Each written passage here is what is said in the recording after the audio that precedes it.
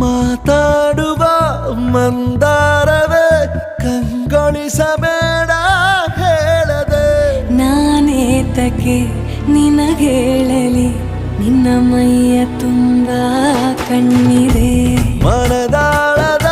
ರಸಮಂಜರಿ ರಂಗೇರಿ ನಿನ್ನ ಕಾದಿದೆ ಬಿಸು ಮಾತಿನ